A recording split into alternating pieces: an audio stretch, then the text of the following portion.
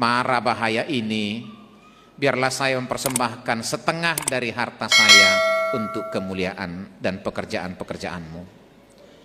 Demikian najar dia dalam hatinya, memelihara kita, menyediakan segala keperluan-keperluan kita. Maka tidakkah wajar kalau kita mengucap syukur kepada Tuhan? Bukankah tidak wajar kalau kita membayar najar-najar kita kepada Tuhan? Sekali lagi, berhentilah memaknai itu sebagai sebuah kegiatan transaksional. Sangat transaksional. Dari dulu kita sudah kehidupan kita begitu, dari kampung. Saya masih ingat di kampung kami, hanya sedikit orangnya, kalau keluarga atau famili datang, gak ada ayam di belakang, kita boleh pinjam ayam dari tangga. Cara pinjamnya gak ada kiluan, gak ada timbangan. Lalu pinjamnya bagaimana? Kiranya memelihara hati dan pikiranmu di dalam Kristus Yesus. Amin. Horas Madita Salukna. Bapak Ibu Saudara yang dikasihi Tuhan, dengan sukacita kita menyambut firman Tuhan yang menjadi khotbah untuk kita pada minggu pertama setelah Trinitatis dari Mazmur 50 ayat 7 sampai 15. Izinkan saya membaca dalam Alkitab terjemahan baru 2. Beginilah firman Tuhan. Dengarlah hai umatku, aku hendak berfirman hai Israel, aku hendak mendakwa kamu, akulah Allah, Allahmu. Bukan karena kurban sembelihanmu aku menegur engkau. Bukankah kurban bakaranmu selalu dipersembahkan di hadapanku? Tidak perlu aku mengambil lembu dari rumahmu atau kambing jantan dari kandangmu. Sebab milikkulah segala binatang hutan dan beribu-ribu hewan di gunung. Aku kenal segala burung di udara, dan apa yang bergerak di padang adalah milikku. Jika aku lapar, tidak perlu kukatakan kepadamu, sebab milikkulah dunia dan segala isinya. Daging lembu jantankah aku makan, atau darah kambing jantankah aku minum? Persembahkanlah kurban syukur kepada Allah, dan bayarlah najarmu kepada yang maha tinggi. Berserulah kepadaku pada waktu kesesakan, aku akan meluputkan engkau, dan engkau akan memuliakan aku. Demikian firman Tuhan. Bapak Ibu Saudara yang dikasihi Tuhan, terima kasih untuk sajian kor dan nyanyian yang sudah kita nikmati pada hari ini. Kita sungguh disajikan dengan nyanyian-nyanyian sebagai ungkapan syukur kita. Dan kalau kita berkaca pada firman yang sudah kita baca ini, itu juga adalah merupakan persembahan yang tidak lebih rendah nilainya dari persembahan-persembahan lainnya. Kita berdoa untuk kontingen paduan suara wanita yang akan diberangkatkan ke Manokwari ya. Dari penampilan mereka sepertinya mereka sudah juara 1. Tapi kalau pesertanya hanya 1 kan banyak pesertanya, tapi doa kita, harapan kita tetap mereka juara 1, itu harapan kita. Bapak Ibu Saudara, salam dari kami dari pelayan kantor pusat HKBP, Pueporu Sekjen, Kepala Departemen dan Kepala-Kepala Biro, staf pegawai yang senantiasa setiap hari berdoa bagi seluruh jemaat di seluruh dunia ini. Di ibadah pagi kami di kantor pusat dan gereja-gereja di seluruh dunia selalu kami doakan supaya dipelihara dan dijaga oleh Tuhan, imannya bertumbuh, pelayanannya berjalan dengan baik. Hari ini kita sungguh mendapat sebuah topik yang sangat indah. Dunia dan segala isinya adalah milik Tuhan. Ini sangat penting ketika dunia sekarang sangat-sangat dekat dengan kehidupan yang transaksional. Artinya kalau kita memberi, wajarlah kalau kita mendapat. Kalau kita menolong, wajarlah kita ditolong. Kalau kita mempersembahkan sesuatu kepada Tuhan, wajiblah Tuhan menolong kita. Kehidupan dan pola pikir seperti itu sudah menggejala pada belakangan ini. Ini berakar dari kehidupan umat Israel dan agama-agama di sekelilingnya yang sangat kental dengan pemahaman ini. Umat Israel berbaur dengan bangsa-bangsa lain dan agama-agamanya yang sangat kental dengan pemahaman itu. Kalau Dewa Baal disembah, diberi persembahan, diberi sesajen, itu mereka pahami bahwa Dewa Baal berkewajiban untuk memberkati mereka.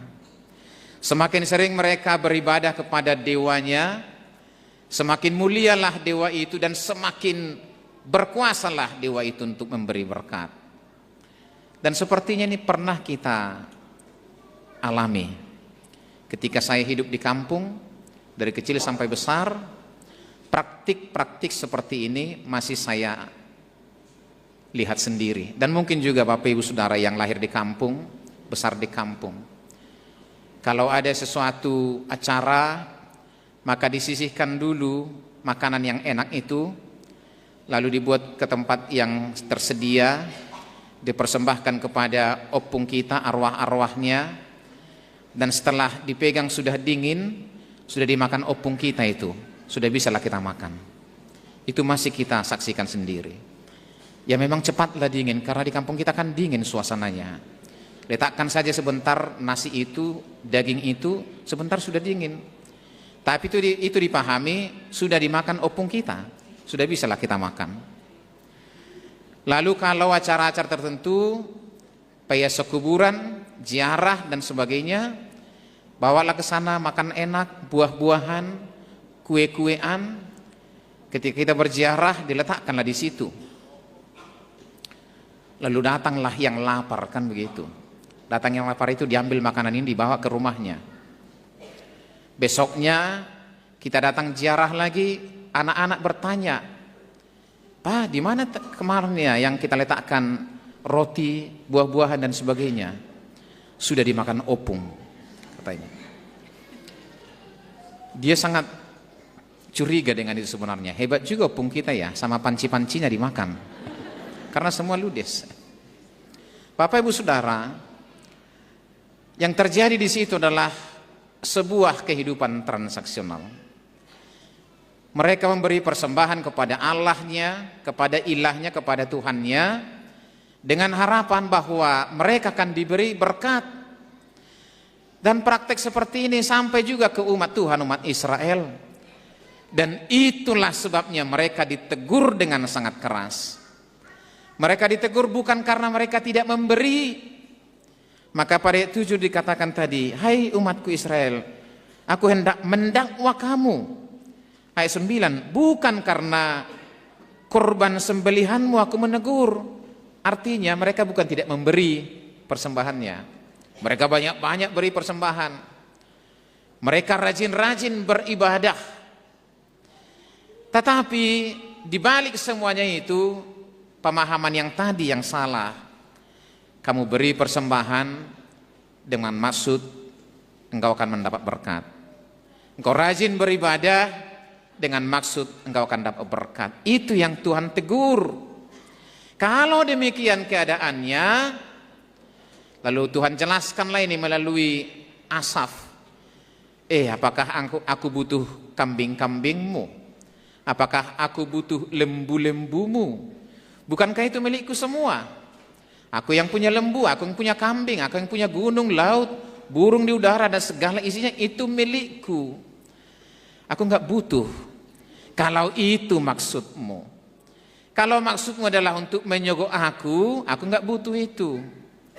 Jadi sesungguhnya Bapak Ibu Saudara, Tuhan tidak menegur mereka karena alpa dengan ibadah-ibadahnya. Tuhan tidak menegur mereka karena tidak memberi persembahan. Sebaliknya justru mereka sangat rajin beribadah, sangat rajin memberi persembahan, sangat. Tetapi yang Tuhan tegur, yang Tuhan dakwa adalah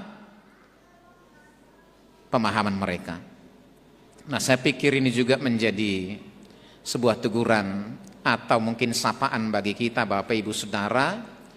Tentunya kita tidak meragukan lagi kesungguhan kita beribadah. aktivitas kita beribadah, datang ke gereja, latihan kur, latihan semuanya. Sekali lagi saya ingin mengingatkan melalui firman Tuhan ini, biarlah itu semuanya menjadi persembahan kepada Tuhan. Persembahan-persembahan yang kita beri di kantong-kantong persembahan ataupun di mana atau melalui apapun kita memberi persembahan, biarlah itu semuanya sebagai ungkapan syukur kita kepada Tuhan, bukan untuk menyogok Tuhan. Tuhan tidak pernah lapar, Tuhan tidak pernah kekurangan makanan atau minuman, sehingga kita berbelas kasihan, kita kasihlah Tuhan itu makan, kita kasihlah uang persembahan kita, karena Tuhan sedang lapar. Bapak Ibu Saudara, itu sama sekali tidak ada. Dia yang punya segala-galanya, miliknya lah hutan, hewan, burung, dan apa yang bergerak. Dan jika Tuhan lapar, ayat 12, tidak perlu dia minta-minta kepada kita, karena memang miliknya lah semuanya. Lembu jantan, kambing, semua itu milik Tuhan. Dan sepertinya Tuhan tidak kekurangan apapun, sehingga butuh uluran tangan dari kita. Bapak Ibu Saudara, itu kehidupan yang mereka alami dan lakukan cukup lama sekali. Dan mereka menyaksikan sendiri bagaimana dewa-dewa mereka perlakukan begitu mulianya. Padahal Tuhan sering menegur, bahkan dalam Yeremia 10 ayat 5, Yeremia menggambarkan dewa-dewa, sembahan-sembahan, kuil-kuil, seperti bahasa Batak, pohung di parjelohan. Kalau bahasa Indonesia disebutkan seperti orang-orangan di kebun mentimun. Orang-orangan di kebun mentimun. Jadi kalau ada mentimun yang akan panen atau padi yang akan panen, dibuatlah orang-orangan. Supaya takutlah monyet, supaya takutlah burung-burung yang akan mengambil hasil panen itu. Lalu supaya orang-orangan itu bisa bergerak, dibuatlah tali. Ketika burung datang, ditariklah tali itu, bergeraklah orang-orangan itu. Maka pergilah burung itu untuk sementara dan datang lagi. Yang ingin saya sampaikan adalah, untuk bergerak saja pun orang-orangan itu tidak bisa. Untuk pindah pun orang-orangan itu tidak bisa. Untuk berjalan pun orang-orangan itu tidak bisa. Lalu Yeremia menegur dengan sangat keras, bagaimanakah ia bisa memberi berkat? Untuk pindah saja tidak bisa, untuk bergerak saja tidak bisa. Lalu bagaimanakah dia bisa memberi berkat? Sungguh dia masuk-masuk, harumorok subui. Yeremia menggambarkan patung-patung, dewa-dewa, ilah-ilah adalah seperti orang-orangan di kebun mentimun, sungguh pohung di parjelohan. Janganlah menyembah kepadanya, janganlah berbakti kepadanya, jangan mengabdikan dirimu kepadanya, janganlah memberi persembahan kepadanya. Sebaliknya, menyembahlah hanya kepada Allah sang pemilik segala dunia dan segala isinya. Holat tu di batamahi tamar sobaiban napuna saluhut, nama ngaleho saluhut, nama nareho saluhut narekot dihita. Dan itu adalah milik kepunyaannya. Napuna sado saluhut na. Kita tidak punya apa-apa, lalu kini kita punya banyak, itu semata-mata adalah pemberian Tuhan. Holanibana do napunasa. Nah, peduahon, Bapak Ibu Saudara, karena kita menyadari bahwa segala sesuatu adalah milik Tuhan, lalu dari miliknya itu diberi kepada kita, dileot tuhita, maka kita diminta untuk bersyukur, memberi persembahan. Jadi kalau kita beri persembahan bukan untuk supaya Tuhan tidak lapar, supaya menyogok Tuhan, bukan. Kita memberi persembahan itu adalah sebagai ungkapan syukur kita. Ucaplah syukur. Ayat 14, persembahkanlah kurban syukur kepada Allah. Jadi kurban itu adalah ucapan syukur kita, karena Tuhan sudah terlebih dahulu memberi apa yang kita perlukan. Dan bayarlah najarmu kepada yang lebih tinggi, bernazar, merbaga-baga. Kita sering bernazar dalam hati kita. Kita menazarkan, kalau saya nanti tiba pada posisi ini, saya ingin mengucap syukur kepada Tuhan. Ucapan syukur kita itu dalam berbagai macam. Saya akan persembahkan hidup saya, waktu saya, tenaga saya, keahlian saya untuk melayani Tuhan. Itu boleh menjadi nazar bagi kita. Tetapi sering sekali ketika sudah dapat, nazar itu lupa. Nazar. Kita pernah dengar cerita seorang pelaut yang tiba-tiba di tengah laut diguncang oleh ombak yang sangat besar, hampir matilah dia di tengah laut itu. Padahal dia seorang pelaut yang tangguh. Lalu dalam ketakutannya dia berdoa dan bernazar kepada Tuhan. Tuhan, tolonglah selamatkan kami. Dan jika aku selamat dari mara bahaya ini, biarlah saya mempersembahkan setengah dari harta saya untuk kemuliaan dan pekerjaan-pekerjaan-Mu. Demikian nazar dia dalam hatinya, dalam doanya. Lalu berusahalah mereka terus melewati badai itu. Semakin dekat ke pinggir pantai, dia mulai berpikir, wah tadi setengah saya janjikan ya. Waduh, banyak sekali, berapa itu setengah dari hartaku?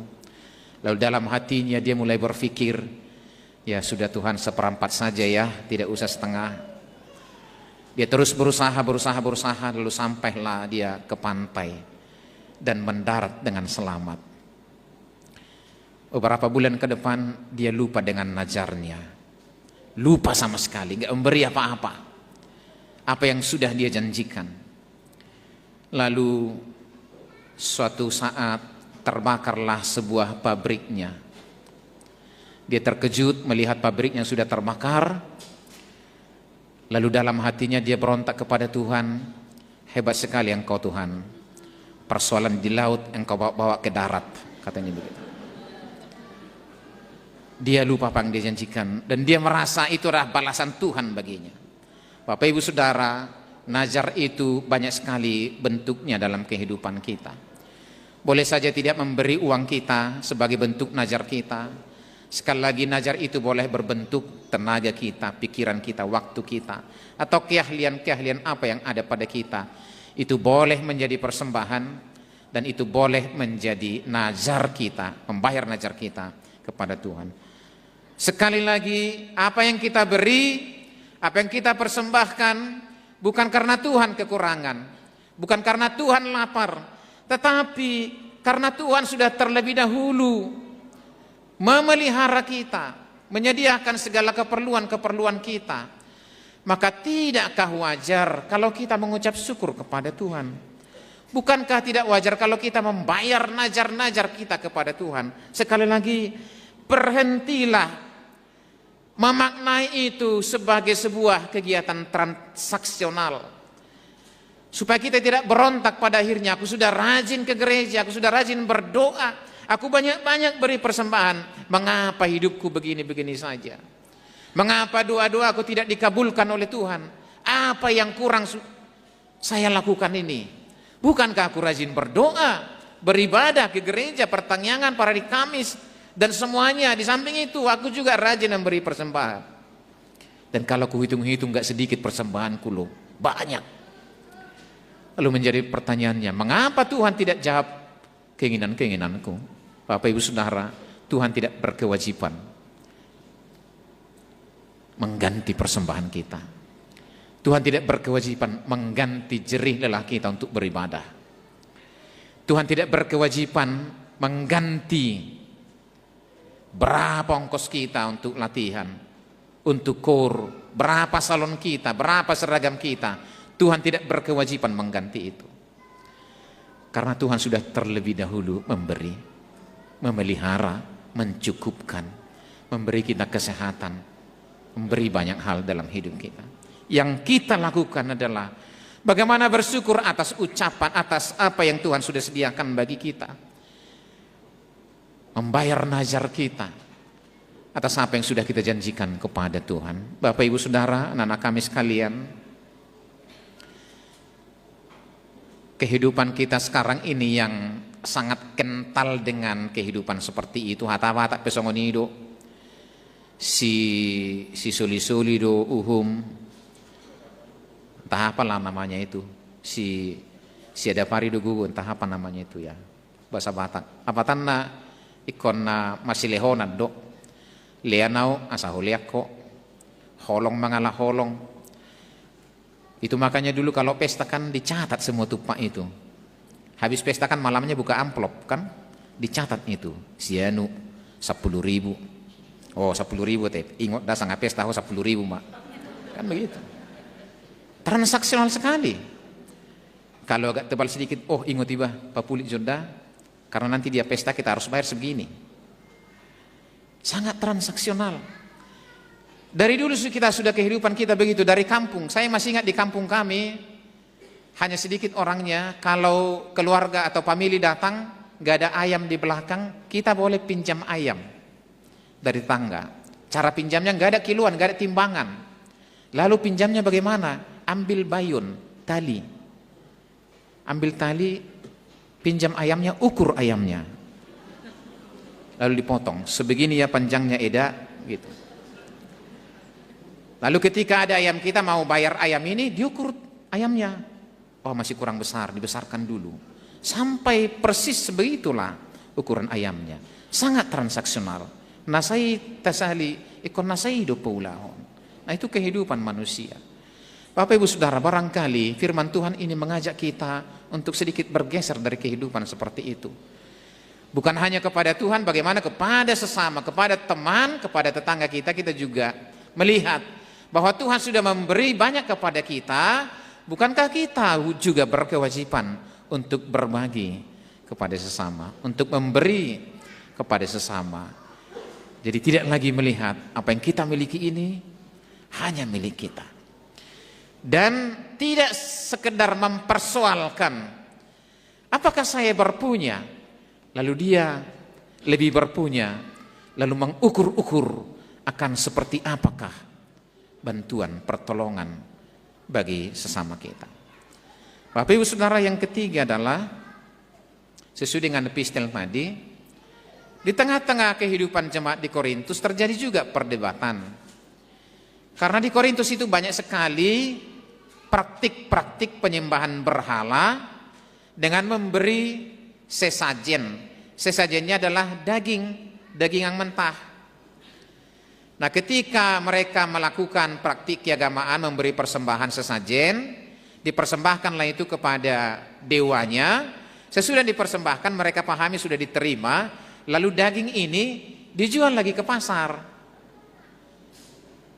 Lalu timbul pertanyaan dan perdebatan di antara mereka. Apakah kami menjadi kotor, menjadi tidak kudus, kalau kami nggak tahu sebenarnya bahwa daging yang dijual di pasar itu adalah bekas dari sesajen kepada dewa-dewa. Mereka berdebat. Lalu epistel kita tidak menjawab, kalau pergi ke rumah tetangga, engkau disuguhkan makan, makanlah nggak apa-apa. Makan saja. Tetapi kalau ada orang yang kasih tahu ke kamu bahwa itu adalah bekas dari sesajen, janganlah pula kau makan. Itu kan sudah jelas-jelas engkau tahu. Yang ini disampaikan di situ adalah bahwa sesajen-sesajen yang dipersembahkan pun tidak membuat kita menjadi najis kalau memang itu kita makan dengan ungkapan syukur. Kecuali itu menjadi partutu hatuna asing. Kalau memang sudah dikasih tahu itu korban sesajen, janganlah pula dimakan. Karena memang semua kita makan. Apalagi di Lapo. Di Lapo kan nggak ada di situ apa yang boleh dimakan atau tidak dimakan. Bahkan di kampung kami dulu pernah hilang tali giring-giring. Jadi para peminum tuak itu malam-malam dangadong betabul. Sudah habis semua tambul, habis na margota, habis na margota. Kalau ada sambil minum tuak sudah nggak ada lagi tambulnya, solok-solok pe dicicang yalang defong. Katanya. Lalu di kampung kami pernah hilang tali giring-giring karena tali giring-giring ini terbuat dari kulit kerbau. Cukup lama dipakai itu. Tapi mabuklah para pemuda itu, dan adong bisi hilon lama tu gereja, diambil ini tali giring-giring. dirobus tong do hili-hili. Karena semua dimakan. Bapak Ibu Saudara, memang pernah Tuhan katakan, tidak apa yang masuk ke dalam mulut kita yang membuat kita najis. Tetapi bukan pula berarti segala sesuatu boleh kita makan. Itu sebabnya Paulus katakan, sudidu bui, ada sudidinggan. Semua boleh, tapi enggak semua baik. Kalaupun boleh, tetapi tidak baik, jangan lakukan. Kalaupun semua boleh, tetapi tidak baik, jangan dimakan. Maka saya selalu katakan ini kepada para lansia atau yang sudah sakit. Dokter kan baik-baik menasihati kita. Jangan makan ini ya, jangan minum ini ya, supaya kita agak panjang sedikit lagi umur kita. Mana lebih baik kita dilarang makan, dilarang ini, dilarang ini, dilarang ini. Daripada dijauh siak kangani anak tamanang buruta toy mada manangaha ipang idoliam mada inna madok lausai namanya kan ini selesailah dia sudah. Kalau dokter sudah bilang apa diminta kasih aja lah, udah selesailah itu. Sekali lagi Paulus katakan semua boleh, tapi kan nggak semua baik. Kalau boleh tapi nggak baik, ngapain kita lakukan? Nah, Bapak Ibu Saudara, ini menuntun kita untuk lebih memaknai kehadiran kita sebagai umat Tuhan. Bagaimana kita beribadah. Bagaimana kita memberi persembahan. Sekali lagi, milik Dia semuanya. Punya Dia semuanya. Dan dari miliknya diberi kepada kita. Diberkati kita. Diberi kita kehidupan. Dicukupkan segala keperluan kita. Diberkati kita siang dan malam. Bukankah kita wajib memberi ungkapan syukur dan membayar najar-najar kita. Lebih daripada itu, pada ayat ke-15 Tuhan berkata, berserulah kepadaku pada waktu engkau kesesakan. Jika kola si panganotta sinumota di parade, doho dohadamiotta hasonangan nitodita hasonangan nirohatta. Ayat 15 dia berkata, berserulah kepadaku pada waktu kesesakan, aku akan meluputkan engkau. Jika kolan si panganotta di parade, takola sinumota, keselamatan kita juga disediakan oleh Tuhan, maka engkau akan memuliakan aku. Bukankah engkau berkewajiban memuliakan Tuhan? Sudah diberi makan, diberi minum, diselamatkan. Lalu apalagi alasan kita untuk tidak memberi syukur kepada Tuhan? Apalagi alasan kita untuk tidak mengucap syukur dan membayar najar-najar kita. Tetapi sekali lagi, bukan untuk menyogok Tuhan. Bukan untuk bermohon-mohon hulia Tuhan dah, kapilian alai tolong maju bah, pasu-pasu maju, palolos maju anakku siakangani. Nah, tapi saya tetap besar ya peseboto. Nah, itu akademi militer kan begitu, mereka pesubui. Ini transaksional yang sangat-sangat tidak berguna. Kita mencoba menyogok Tuhan dengan doa-doa kita, dengan kesungguhan kita, tetapi kita tidak melihat siapa diri kita. Nah, hari ini kita sungguh diingatkan Bapak Ibu Saudara, lembut Tuhan itu mengingatkan kita, punya Dia semuanya.